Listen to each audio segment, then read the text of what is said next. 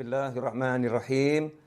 Alhamdulillahirabbil alamin. Allahumma shalli wa sallim ala sayidina Muhammadin miftahi babi rahmatillah adada ma fi ilmillah salatan wa salaman daimaini bidawami mulkillah wa ala alihi wa sahbihi. Assalamualaikum warahmatullahi wabarakatuh. Teman-teman semuanya, kaum muslimin dan muslimat dimanapun berada, alhamdulillah kita berada di tahun baru 1442 Hijriah. Di hari pertama bulan Muharram, mudah-mudahan kita semua bisa menjadi seperti bayi yang baru lahir. Ya, bayi yang baru lahir seperti kertas putih yang belum ada coret-coretannya. Maksudnya apa? Tidak punya dosa, tidak punya salah, karena sudah diampuni, dimaafkan oleh Allah Subhanahu wa taala. Amin Allahumma amin. Yang lewat biarlah sudah lewat. Yang sekarang yuk kita isi dengan kebaikan, dinikmati.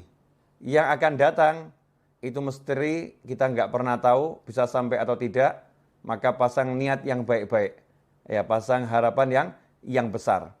Itulah cara melangkah setiap hamba Allah Ta'ala dalam mengarungi samudera kehidupan. Jadi orang hidup itu dikatakan oleh para ulama as-sufi ibnu waqtih. Yang namanya sufi, orang yang selalu mengolah hatinya dengan menghias lahirnya dengan berbagai kebaikan, menghias lahirnya dengan perintah-perintah Allah Ta'ala dan dijauhkan dari larangan Allah Ta'ala, menghias hatinya dengan keindahan-keindahan dan membersihkannya dari segala kotoran. Sufi yang seperti itu dikatakan ibnu waqtih, orang yang hidup di masa kini, bukan orang yang hidup di masa lalu. Banyak orang itu hidupnya di masa lalu. Ada pula orang yang hidupnya di masa depan. Dia nggak sadar kalau waktunya bukan nanti, waktunya bukan kemarin. Waktunya adalah sekarang. Ya, waktunya adalah sekarang. Ikhwani rahimakumullah, itu yang pengen saya jabarkan berkaitan dengan tema yang diangkat. Ya, yang ingin saya jabarkan. Mudah-mudahan saya diberi pemahaman, diberi ilmu, dan diberi kemampuan untuk mengamalkannya dan menyebarluaskannya. Begitu juga antum semua yang menyaksikan saya saat ini, mudah-mudahan dapat hal yang sama dan lebih. Amin.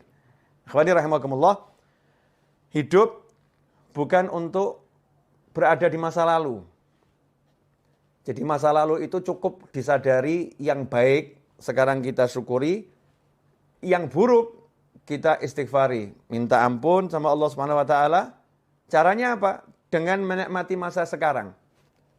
Jadi jangan sampai masa sekarang hanya untuk menyesali masa lalu.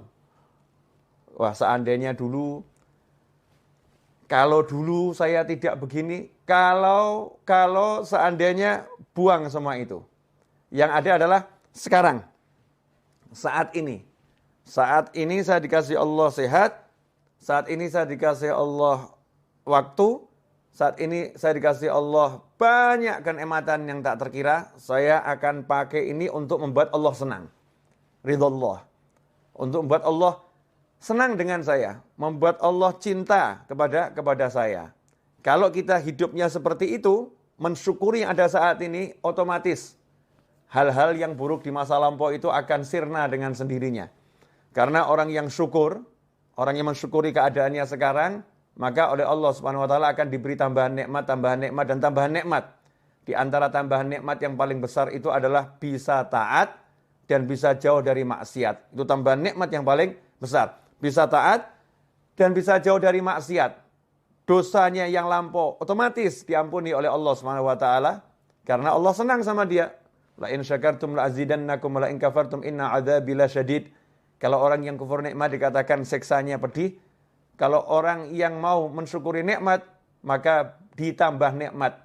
Ditambah nikmat ya otomatis dosanya dihapus. Karena orang punya dosa kan bukan dalam nikmat, tapi dalam azab. Ya, dalam azab. Karena itu fokusnya sekarang, saat ini. Saat ini saya harus ngapain ya? Saat ini harus ngapain? Saat ini saya harus apa? Daripada mikir yang panjang-panjang, kalau saat ini lagi berada di hadapan orang tua, nikmati orang tua. Jangan di hadapan orang tua, mikirin yang di luar. Sehingga kehilangan waktu untuk taat. Karena waktunya sekarang lagi bersama orang tua, di hadapan orang tua, duduk sama orang tua, harus ngapain? Jalankan perintah Allah kepadamu terhadap orang tuamu. Perintah Allah kepada kita terhadap orang tua kita. Oh, kita harus memandangnya dengan cinta. Oh, mendengarkan ucapannya dengan sayang. Oh, saya harus ngomong dia dengan lemah lembut, gak boleh ngomong kasar. Oh, saya harus menyabarkan diri saya untuk duduk bersama orang tua saya. Ya, kalau udah begitu akan ditambah nikmat. Kalau nanti kita punya rencana bisnis setelah duduk sama orang tua, kalau nanti kita punya rencana apapun setelah duduk sama orang tua, nanti itu akan dibereskan dengan berkat yang sekarang ini kita syukuri. Yang sekarang kita syukuri, yang nanti dibereskan sama Allah Subhanahu wa taala, la azidannakum. Pasti aku tambah nikmat. Nah, ini ndak lagi sholat, sekarang waktunya sholat. Mikirnya harusnya sholat. Waktunya sholat, mikirnya makan.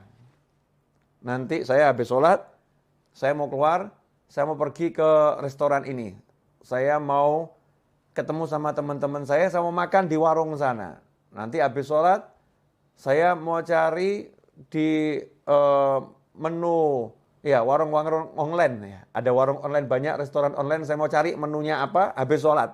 Tapi mikirnya dalam sholat. Sehingga kehilangan waktu sholat, nikmat sholat. Nah, begitu pula ketika duduk bersama pasangan hidup. Masya Allah. Ada suamimu, ada istrimu. Duduk bersama, asyik. Gak usah ngobrolin orang lain. Yang aneh itu ketika duduk bersama ngomongkan orang lain. Ya, kecuali kalau obrolan itu obrolan yang bawa kebaikan. Artinya ngomongkan yang baik-baik. Lagi belajar bersama, kita ngobrolkan kebaikan orang lain untuk dicontoh. Tapi gak usah ngobrolin hal-hal yang gak enak yang dialami orang lain atau gak enak tentang orang lain. Sehingga kehilangan kenikmatan ngobrol dengan dirinya berdua. Yang lebih aneh, duduk bersama pasangan tapi ngobrolnya sama handphone. Ya, ngobrolnya sama handphone.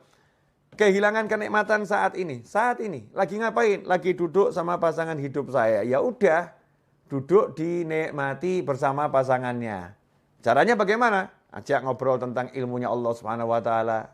Ya, ajak ngobrol tentang bagaimana sholat, ajak ngobrol tentang bagaimana zikir. Bukan ngobrol yang enggak ada manfaatnya, menyesali masa lampau. Wah, kemarin itu ya, seandainya saya jadi transaksi, saya akan dapat duit banyak. Oh, enggak jadi kok dibahas. Ya, enggak jadi kok dibahas. Wah, seandainya kemarin itu kita beli rumahnya, kita akan untung sekian. Oh, enggak dibeli kok dibahas. Enggak dibeli kok dibahas. Jadi hidupnya di masa lampau. Duduk bersama pasangannya bukan ngobrolkan akhirat. Yang diobrolkan al-fulus, wal duit, dinar, wa dirham. Yang diobrolkan cuma uang dan uang dan uang. Ad-dunya, wa dunya, wa dunya. Sehingga enggak ada kenikmatan. Dalam obrolan itu bahkan susah rahmat mau turun. Rahmat mau turun itu susah. Karena obrolannya bukan dalam taat pada Allah Subhanahu wa ta'ala. Coba kalau duduknya itu ngobrol tentang ketaatan. Masya Allah. Nikmat. Contoh tentang ketaatan, bab masakan itu ketaatan loh. Suami sama istri duduk. Makan sayur asem. Suaminya ngomong, enak bener nih sayur asemnya nih. Ini kan lagi ngomentari makanannya istri. Ya, bersama istri di meja makan. Atau di tempat makan. Enak bener ini, Masya Allah. Seger badan jadinya rasanya. Istri yang jawab, ini mas bisa aja. Padahal ini gak enak nih pasti ini. Nyindir-nyindir ini. Enggak nih enak bener ini. Kelihatannya obrolan biasa. Tapi ini taat. Sebagaimana disebutkan dalam sebuah riwayat. Dudukmu bersama pasangan hidupmu untuk menyenangkan hatinya. Di jalan Allah Ta'ala lebih utama daripada i'tikaf. Di masjidku ini 1 tahun. Aukamaqala SAW. Di riwayat seperti itu. Itu nikmat. Kemudian yang lebih menyedihkan lagi, waktunya sekarang untuk melamunkan masa depan. Melamunkan. Nanti kalau rumah itu laku, saya mau beli mobil. Nanti kalau tanah yang di sana laku, saya mau beli rumah. nanti, sementara dia sekarang nggak mau kerja. Jadi sekarang ini hidupnya cuman nganggur, nggak mau bergerak. Nah ini kasihan nih. Ini namanya bukan punya cita-cita. Itu namanya melamun dalam syariat. Jadi cita-cita sama melamun itu beda. Ya, dikatakan kalau yang cita-cita itu bagus, tapi kalau melamun itu dari syaitan. Kalau melamun itu dari setan. Apa bedanya orang melamun sama cita-cita? Kalau orang punya cita-cita, nanti kalau rumah itu laku, saya mau beli mobil. Ya. Kalau sekedar begitu namanya ngelamun. Kalau cita-cita dia tidak pakai ngomong kalau nanti rumah itu laku. Waktunya sekarang langsung dipakai untuk jual rumah. Iklan sana, iklan sini, telepon sana, telepon sini. Ini rumah saya jual, banting harga, diskon 200%. Masya Allah. Ya, apanya yang 200% kan belum dijelaskan, kasih bintang kecil 1. Ini biasanya teknik iklan nih. Bintang kecil. Pak, ini maksudnya diskon 200% apa nih? Ya, 200% itu maksudnya begini, biaya ini saya hapuskan semua. Hilang biayanya itu. Nih, buat orang mau telepon, teknik periklanan dipelajari.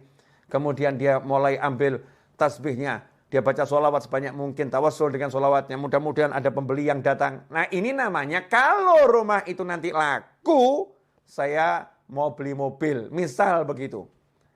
Kalau tanah yang di sana laku, saya akan hajikan Bapak. Masya Allah. Itu bagus, tapi ngelamun. Ya melamun jelek. Cita-cita bagaimana? Kalau rumah itu laku, tanah yang di sana laku, saya akan hajikan Bapak. Langsung mana KTP-nya? Nah, daftar tidak butuh biaya kok. Mana KTP-nya? Diurus semuanya, udah bergerak nih ngurus. Kemudian mulai proses menjual di sana. Itu namanya bukan duduk melamun. Tapi orang punya cita-cita. Itulah niat. Ya, makanya setelah hijrah, setelah Fathul Makkah, la hijrata ba'dal fathi. Setelah Fathul Makkah tidak ada lagi yang namanya hijrah. Dalam arti pindahnya dari Makkah ke Madinah. Walakin jihadun wa niyah. Yang ada adalah kesungguhan dalam berjuang dan niat yang baik. Nah, niat itu apa? Qasdu syai' muqtarinun bi fi'lih. Niat itu punya satu cita-cita yang segera diiringi perbuatan. Qasdu syai' muqtarinun bi fi'lih. Punya cita-cita, punya harapan, langsung ada aksi. Itu namanya niat. Kalau nggak ada aksi namanya malah melamun. Nah, di tahun yang baru ini jangan kita jadi orang yang sibuk melamun. Tapi jadilah orang yang sibuk beraksi. Jadilah orang yang sibuk mewujudkan cita-cita. Ya, cita-citanya mulai diwujudkan dengan apapun yang bisa, sebisanya. Karena itu tadi dalam profile picture saya dikatakan hidup bukan untuk dipikiri. Ya, bukan cuma mikiri hidup kok seperti ini ya, punya suami kok kayak gitu ya, punya istri kok seperti itu ya. Nggak nyelesain masalah. Ngomongkan yang nggak enak itu membuat semakin tidak enak. Memperbincangkan yang jelek membuat semakin jelek. Memperbincangkan yang negatif menjadi energi yang negatif. Ngomong yang baik maka menjadi yang baik. Ini yang ngomong bukan saya, yang ngomong Nabi Muhammad SAW. Man kana yu'minu billahi wal yaumil akhir fal yaqul khairan au liyasmut. Barang siapa iman, percaya, man kana yu'minu billahi wal yaumil akhir, kepada Allah dan hari akhir, fal yaqul khairan. Hendaknya dia ngomong yang baik. Ngomong yang baik. Kalau tidak bisa, diam saja. Bahkan sampai komentari makanan yang nggak enak itu nggak boleh. Kalau suka, makan. Ya. Kalau suka, makan. Kalau enak, itu dikomentari yang positif. Kalau nggak enak, diam. Nggak usah dimakan. Dan diam, jangan dikomentari. Karena mengomentari makanan yang nggak enak itu nggak boleh. Ya, mencela makanan itu nggak boleh. Tapi Habib, saya pengen ini masakannya jadi enak. Ini makanannya nggak enak. Gimana cara komentarinya? Ya, komentari yang cerdas. Yang saya syariat. Caranya gimana? Makanan ini enaknya luar biasa. Kalau garamnya dinaikkan sedikit. Ya, garamnya tambah sedikit, enaknya luar biasa. Positif. Bukan hal yang negatif. Itu yang diajarkan Nabi Muhammad SAW. Rasul nggak suka kita ngomong yang negatif, ngomong yang jelek-jelek, ngomong yang buruk-buruk. Ngomong yang buruk mendatangkan keburukan. Ngomong yang jelek mendatangkan kejelekan. Suasananya nggak enak. Ruhaniyahnya nggak enak. Karena itu ikhwani rahimakumullah, hidup bukan untuk dipikiri. Mikirin yang kemarin-kemarin apalagi, Masya Allah. Kemarin saya kok, sholat subuhnya terlambat ya. dulu ya sholat subuhnya terlambat. Mikirin doang. Mikirin tok. Ya, nggak ada manfaatnya. Bukan begitu caranya. Caranya apa? Cukup dengan satu kalimat dalam hati, kemarin saya banyak dosa, sekarang saya mau banyak taat. Selesai. Jadi bukan waktunya habis untuk mikir, kemarin kok sholat subuh begini ya, kemarin ya sholat zuhurnya begini ya, kemarin mikir aja. Waktunya mikir yang tadi itu, kalau udah untuk aksi, Masya Allah. Langsung dia banyak sholat sunnahnya. Ditanya sama orang, kenapa kamu banyak sholat sunnah? Wah, sholat saya yang dulu-dulu tidak beres nih. Ini sunnahnya buat nambah ini. Kemudian dia kodok sholatnya. Kodok, kenapa kamu kodok sholatmu? Wah, dulu saya sering subuh nggak sholat ini. Sekarang saya mau kodok sekarang ini. Saya mau kodok sekarang. Jadi bukan hidup dalam lamunan, tapi hidup dalam aksi. Kalau udah hidup kita dalam aksi ketaatan, maka hidup itu akan penuh dengan kenikmatan. Kalau hidup dalam aksi ketaatan, maka hidupnya akan penuh dalam kenikmatan. Karena itu para ulama mengatakan, nikmat yang kami rasakan dalam hati ini, nikmat yang kami rasakan dalam hati, kalau para bisnismen, para raja, para penguasa mengerti nikmat yang kami rasakan, mereka akan berjuang untuk merebutnya dari kami dengan apapun yang bisa mereka lakukan. Kalau tahu ya, mereka akan merebutnya dengan apapun yang bisa mereka lakukan. Ya, tapi karena mereka nggak tahu, dan toh kalau tahu juga nggak bisa. Kenapa? Tempatnya di hati. Gimana mau merebut hati? Susah. Yang di hati mau diambil tuh susah, nggak bisa. Bisanya dengan cara melakukan hal yang sama. Kalau mau merasakan nikmat yang dimiliki oleh para aulia usholihin, nikmat yang dimiliki orang-orang soleh, ya tiru aja yang dilakukan orang-orang soleh. Nikmati apa yang dinikmati orang-orang soleh. Orang soleh nikmatnya duduk berzikir, tiru duduk berzikir. Orang soleh nikmatnya duduk baca Al-Quran, tiru duduk baca Al-Quran. Orang soleh nikmatnya duduk cari ilmu, tiru duduk cari ilmu. Orang soleh nikmatnya bersedekah, tiru ya hidup bersedekah. Orang soleh nikmatnya membantu orang lain, tiru bantu orang lain. Dan seterusnya dan seterusnya. Nanti Allah Ta'ala akan memberi kita rasa nikmat seperti beliau-beliau. Dan ketika kita mencontoh pun udah ada nikmatnya. Naik kadarnya, dan terus akan semakin besar. Ikhwani rahimakumullah. Tentunya dalam menjalani hidup itu bukan untuk dipikiri tapi dijalani. Bukan berarti kemudian mulus. Dalam menjalani hidup, namanya juga manusia. Menjalani hidup pasti ada musuh. Nggak mungkin nggak punya musuh. Lantas siapa musuhnya? Jangan salah. Jangan menganggap manusia itu musuh. Karena manusia itu semuanya bersaudara. Semuanya kalau ditanya, kamu anak cucu siapa? Kami Bani Adam, anak cucu Adam. Semuanya saudara. Ya, manusia itu semuanya bersaudara. Memang tingkat persaudaraannya beda-beda. Tapi pada aslinya semua manusia bersaudara. Musuhnya manusia itu adalah siapa?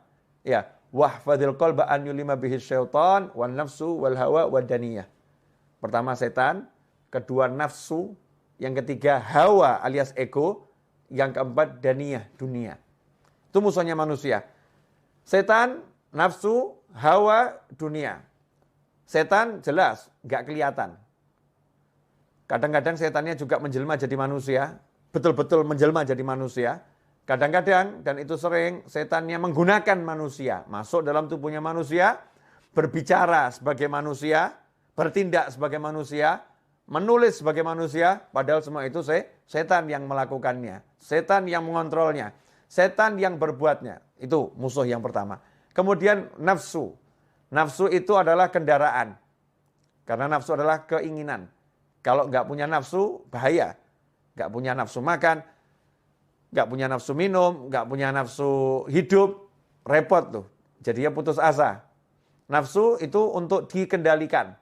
Dia kendaraan, dikendalikan. Kalau nafsu dituruti, jadi musuh. Makan, pengen makan. Makan terus, jadi musuh, jadi penyakit. Ya. Kemudian nafsu-nafsu yang lain. Kalau diturutin, jadi maksiat. Na'udzubillah min dzalik. Makanya dikendalikan. Hawa. Wah, hawa ini kendaraan iblis terbesar. Karena sifatnya sifat turunan iblis. Apa itu? Ego. Tidak mau dikalahkan. Ya, hawa itu ego. Tidak mau dikalahkan. Maunya menang sendiri. Itu ego. Nah, makanya iblis dilaknat karena dia punya ego yang besar. Disuruh sujud kepada Nabi Adam AS, iblis tidak mau. Karena itu iblis diusir dari rahmatnya Allah Ta'ala. dibuang dari rahmatnya Allah Ta'ala, nggak dapat rahmatnya Allah Ta'ala. Karena itu dikatakan iblis dilaknat. Kenapa? Karena dengan egonya dia nggak mau sujud, dia sombong kepada Allah Subhanahu Wa Ta'ala. Sombongnya itu dengan tidak mau menjalankan perintah Allah untuk sujud kepada Nabi Adam alaihissalam. Ini ego. Nah kalau kita jadi muslim jangan dikendalikan ego. Nggak mau dikalahkan. Jadikan ego kita tuh ego yang baik. Ya, saya kalau baca Al-Quran nggak mau ada yang mengalahkan saya ini. Saya mau paling hebat sendiri baca Al-Qurannya. Tapi kalau ada yang mengalahkan senang, alhamdulillah ya. Ternyata dia lebih hebat dari saya. Jangan sampai egonya ego yang negatif, nggak mau dikalahkan. Misal, biasa ngurusin masjid. Masjid sebelah kok ngundang ustadznya ustadz nasional yang jamaahnya banyak. Masjid kita ngundang ustadz itu, ustadznya nggak mau datang. Egonya muncul, nggak mau dikalahkan. Buat segala macam cara, kalau di tempat saya nggak bisa, di tempat dia juga harus nggak bisa. Ya, akhirnya membuat berbagai fitnah. Gimana caranya biar pengajiannya batal? Ini ego yang buruk. Naudzubillah min dzalik. Di kantor, ya, nggak mau dikalahkan jabatannya dengan kawan-kawannya. Dengar kok ada satu kawannya naik pangkat, mau diletakkan di jabatan yang lebih tinggi. Wah, nggak mau dikalahkan dia, nih muncul egonya. Terus gimana caranya? Dia cari kelemahan kawannya itu, kemudian dia fitnah gimana caranya, yang penting biar namanya jatuh. Ini namanya ego. Naudzubillah min dzalik. Kemudian dunia, masya Allah, segala sesuatu selain Allah Ta'ala. Ini tidak boleh ada dalam hati kita. Mau istri, mau anak, mau suami, ya, siapapun selain Allah nggak boleh ada dalam hati. Bolehnya masuk hati harus lewat Allah Subhanahu Wa Ta'ala. Harus bismillah, harus ada Allahnya. Anak ada dalam hati karena Allah. Mencintainya karena Allah. Menyayanginya karena Allah. Makanya begitu anaknya nggak mau sholat, orang tuanya harus marah. Ya, orang tua harus marah. Nah, itu namanya karena Allah Subhanahu Wa Ta'ala. Pasangan hidup, istri. Istri kalau menghalangi suami untuk bekti sama orang tuanya, suaminya harus marah. Tidak bisa. Saya tidak bisa mencintaimu mirip orang tua saya. Apalagi lebih. Mirip saja nggak bisa. Nomor satu, cinta saya harus orang tua saya. Begitu Allah saya ngajarin saya. Begitu Allah saya perintahkan saya. Dimasukkan istri ke dalam hati juga karena Allah Subhanahu Wa Ta'ala. Pekerjaan boleh masuk dalam hati kalau karena Allah Subhanahu Wa Ta'ala. Ini saya mau cari nafkah. Pekerjaan ini penting untuk berikan nafkah kepada keluarga saya yang halal. Tapi karena Allah, nggak takut kehilangan pekerjaan. Karena Allah kok. Ya kalau emang dia harus hilang, nanti kan Allah akan mendatangkan yang lain pekerjaannya. Ya Allah akan kasih yang lain. Semua dikembalikan karena Allah, karena Allah, karena Allah. Kalau udah punya seperti itu, menghadapi manusia model apapun, hidup untuk dijalani. Ketemu yang seperti apapun, yang penting pasang niat yang baik, pasang niat yang besar, kemudian jalani tanpa harus difikiri. Nanti gimana ya? Kira-kira saya bisa dapat rezeki besar nggak ya? Kira-kira nanti saya dipecat nggak ya? Nanti